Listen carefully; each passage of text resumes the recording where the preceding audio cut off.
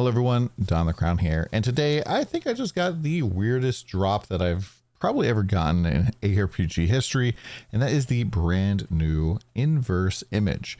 This is an item that is new to the Overrealm season, and this does some really funky things with your passive tree.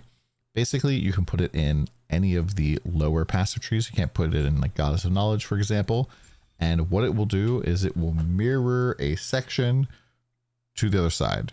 And so you can do the right side or the left side, and it'll, like for here, for example, I've mirrored this up here and it flips it horizontally and vertically.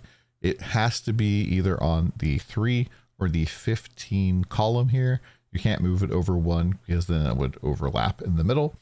But yeah, you can go anywhere, here, here, or here. And yeah, just like mirror stuff over, which is kind of interesting. And does some weird things though as well. So as you can see here, mine has positive micro 151, 39 medium, and then negative 84 legendary. You don't actually see the negative unless you actually spec the point or the positive either. But yeah, it does buff it up, and this can potentially be really good. I think that these go up to like 200% perhaps. And so you can get quite a bit of life or whatever stats you're looking for here.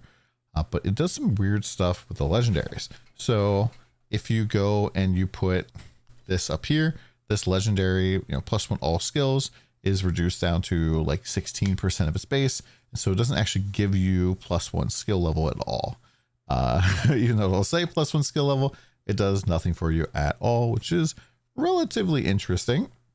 It kind of makes me wonder. I'm not really sure. I'm going to go and test it. But if you had nodes like here in Magister, where you like inflicts frail and spell hit, what happens if I have like negative 86% of that? Like, do I still inflict frail? Like, what's going on there? I'm sure I probably would, but it's kind of weird to see how that works just overall.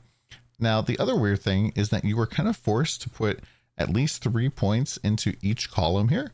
So originally, like I only had points on these 3, and then I needed to spend 3 points on this micro here to be able to skip ahead to 9.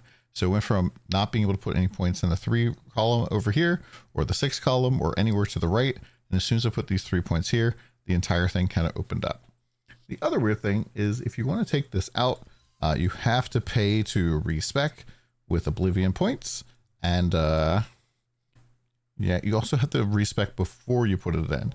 So it is kind of annoying here. So like if I wanted to go and reset, I'd have to go and like unspec every single point, or just do this here. Boop. And then I can take it out like so. And it like kind of resets the tree.